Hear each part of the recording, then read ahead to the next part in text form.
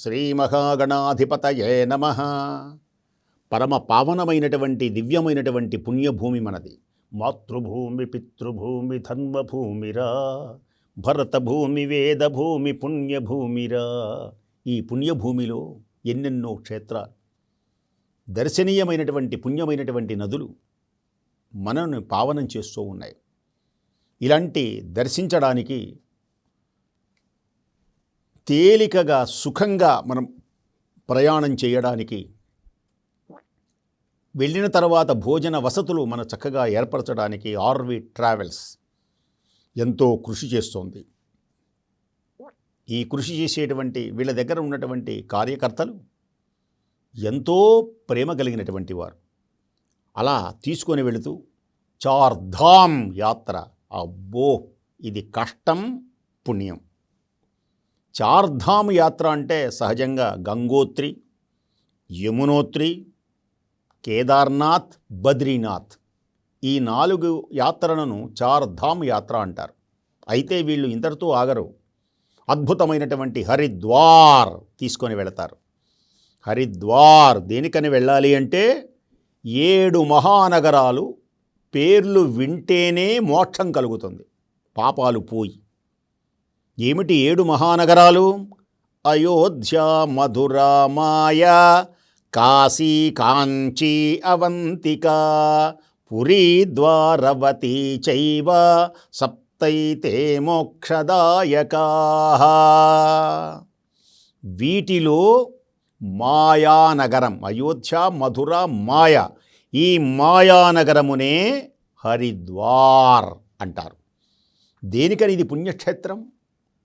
ఏమిటక్కడ విశేషం? భగీరథుడు తపస్సు చేసినప్పుడు ఈశ్వరుడు ప్రత్యక్షమై నిమజ్జజ్జ నౌఘోత్మ తత్పంక శంకాకరాత్మర్మి నిర్మగ్న నీరేజ రేఖొన్న మద్భృంగ నేత్రోత్సవ శ్రీ అయినటువంటి గంగా కదిలింది కదిలింది గంగా పరమేశు తలను తాకంగా, ఆనందము తోడ అప్సరలు ఆడంగ ధం ఢం ఢం ఢం ఢమరుకామ్రోగంగ కదిలింది కదిలింది గంగా. ఆ గంగ శివుని యొక్క జటాజూటములో నుంచి హిమాలయములకు వచ్చి, హిమాలయముల మీద నుంచి భూమి మీదకు వచ్చిన పుణ్య ప్రదేశమే హరిద్వార్. దూకుతూ ఉంటుంది నురుగులతో. నన్నా ఆపగలిగిన వారిని అహంకారం చెందినటువంటి ఒక వనితలా దూకుతూ ఉంటుంది వయ్యారాలుగా. అక్కడ జాగ్రత్తగా గొలుసులు పట్టుకొని జాగ్రత్తగా మనం దిగాలి. అందుచేతనే ఆ గంగలో స్నానం చేస్తే స్వచ్ఛమైనటువంటి గంగ ఆనందాన్ని కలిగిస్తూ సకల పాపములు తొలగిసిపోతుంది. నాలో రండి, నా దగ్గర స్నానం చేయండి, మీ పాపాలు పోగొట్టుకోండి అంటుంటుంది. అద్భుతమైనటువంటి శబ్దాలు. కొంచెం అది దాటగానే హృషికేశ్, ఋషుల యొక్క తపస్సు చేసిన ఆ యోగ భూమి అది. యోగీశ్వరులకు నిలయమైనటువంటిది. లక్ష్మణ్ ఝాలా, శ్రీరామ్ ఝాలా కనపడుతుంది. ఇక మహోన్నతమైనటువంటి విశేషములలో గంగ ఉదయించినటువంటి గంగోత్రి అంటారు దీన్ని. అక్కడనే గంగ యొక్క ఆలయం, అమ్మవారి యొక్క ఆలయం కూడా మనకు దర్శనమిస్తుంది. అమ్మా గంగా, ఈ భూమి మీదకు వచ్చి దాహం తీరుస్తున్నావా? శివుని యొక్క దివ్యమైనటువంటి అష్టమూర్తులలో జలస్వరూపం ఒకటి. ఆ జలస్వరూపమే గనక లేకపోతే ఈ భూమి మీద దేనికని గంగను పూజిస్తారు, గంగ హారతి ఇస్తారు. ఈ జలస్వరూపమే లేకపోతే అసలు జీవకోటి లేదు. జీవకోటికి ప్రాణాధారం జలం. ఈ జలరూపమే ఆ దివ్యమైనటువంటి గంగ. ఆ దివ్య దర్శనం కలుగుతుంది. అటు తర్వాత యమునోత్రి అంటారు దాన్ని. యమునోత్రి కూడా ఆలయం ఉన్నది. ఎలా వెళతారనుకున్నారు? గుర్రాల మీద మోసుకొని. ఇంతే ఉంటుంది సందు. ఆ మెట్లలో, అందులో వర్షాలు, లోయలు. ఏమాత్రం కాలు జారినా అటు జారినా కొన్ని అడుగుల లోతు పడతాం. అలాంటి సమయాలలో ఆర్వి ట్రావెల్స్ వారు జాగ్రత్తగా మంచి గుర్రాలు అనుభవం కలిగినటువంటి ఆ వాళ్లను ఇచ్చి పంపిస్తారు. జాగ్రత్తగా మనల్ని తీసుకొని వస్తారు. సూర్యభగవానునికి యముడు యొక్క చెల్లెలే యమున, నల్లగా ఉంటుంది. ఆ యమునా నది మనకు చాలా ప్రసిద్ధి వహించింది. యమునా నదికి కృష్ణ పరమాత్మకి చాలా అనుబంధం ఉంది. అది భాగవతంలో చాలా గొప్పగా ఉంటుంది. అలాంటి పుణ్య దివ్య మహోన్నతమైనటువంటి ఆ యమునోత్రిని మనం సందర్శించవచ్చు. మనోహరమైనటువంటిది మరొకటి కేదార్నాథ్. అబ్బో, ఇక ఆ తర్వాత కైలాసమే. అంబరచుంబిశరస్సరజ్జరీ పటల ముఖుర్ముఖుర్లుడదభంగ తరంగ మృదంగ నిస్వన స్ఫుట నటనానుకూల పరిఫుల్ల కలాపకలాపి జాలమున్ కటక చరత్కరేణుకర కంపిత సాలము సీతశైలమున్. అద్భుతమైనటువంటి హిమాలయ పర్వతాలలో అంత ఎత్తున చల్లని తెల్లని మేఘాల పంక్తులలో ఆ వయ్యారాలుగా ఆ లోయలలో జాగ్రత్తగా ఒక రాయి జారినా చాలు లోయల్లో పడిపోతాం. అయితే ఒకవేళ పోతే పరమేశ్వరుడి దగ్గరికి వెళ్తాం అనేటువంటి ధైర్యంతో పరమేశ్వరుని యందు ఓ మహదేవా నీ పదసేవా భవతరణానికి నావా హర హర హర మహాదేవ అంటూ వెళతారు. ఈ కేదార్నాథ్ జ్యోతిర్లింగములలో ఒకటి. 12 జ్యోతిర్లింగాలు ఉన్నాయి కదా, 12 జ్యోతిర్లింగాలు. హిమవంతుని యొక్క దివ్య ప్రదేశమునందు నిలయమై అక్కడనే పార్వతీదేవి తపస్సు చేసిన చోటు చూడొచ్చు. పరమేశ్వరుడు పార్వతీదేవిని అనుగ్రహించిన చోటు చూడొచ్చు. పార్వతీదేవి శివునికై వేణీళ్లు కాచిందట. ఇప్పటికీ ఆ వేణీళ్ల యొక్క కుండం అంతా చల్లగా ఉంటుంది, ఆ ఒక్కచోటే వేణీళ్లు. ఆ దివ్యమైనటువంటి మహిమను చూడొచ్చు. అత్యద్భుతమైనటువంటి రీతిలో ప్రకాశించే తేజోమయమైనటువంటి ఆ కైలాస పర్వతమును కింద కేదార్నాథ్ జ్యోతిర్లింగం. అక్కడనే శంకర భగవత్పాదుల వారు అక్కడి నుంచే కైలాసమునకు వెళ్ళారు సశరీరంగా.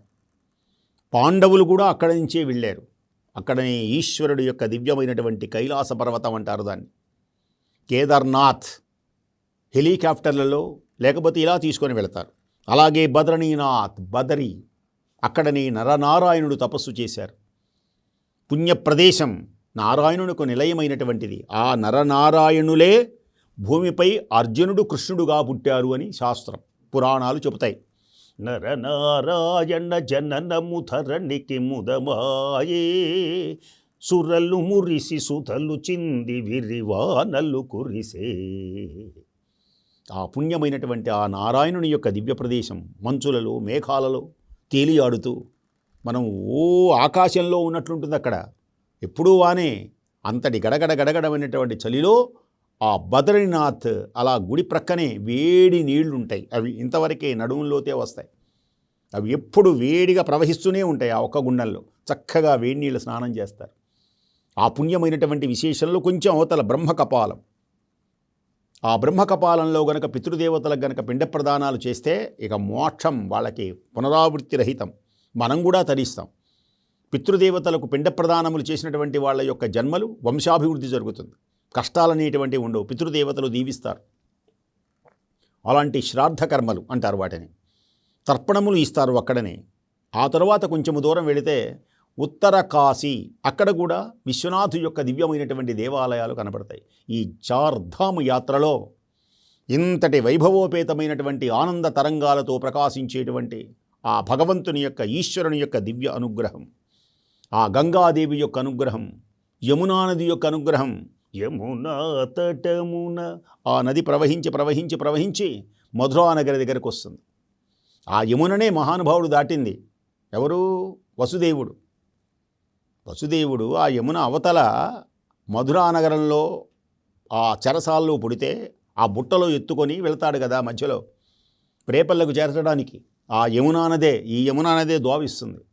ఈ యమునా నదికి కృష్ణ పరమాత్మకి అనుబంధం. అందుకనే యమునా తీర విహారీ, యమునా తీర విహారీ, రాధా కృష్ణ రాధా రాధా రాధా రాధా కృష్ణ రాధా భజన చేస్తారు. ఆ పుణ్యమైనటువంటి ఇంటి చార్ధామ్ యాత్రలో మనమందరం తరించడానికి, ఆనందించడానికి ఉపయోగించేటువంటి సహాయపడుతున్నటువంటి ఆర్వి ట్రావెల్స్ 11 బ్రాంచీలు వీళ్ళకున్నాయి. బెంగళూరులో కూడా ఉన్నది. ఈ క్రింది ఉన్నటువంటి నెంబర్లను సంప్రదించి చక్కగా అందరూ కూడా ఈ యాత్రను చేసి జాగ్రత్తగా మరల ఇంటికి వచ్చి జన్మలు తరింప చేసుకునవలసిందిగా అభ్యర్థిస్తూ స్వస్తి.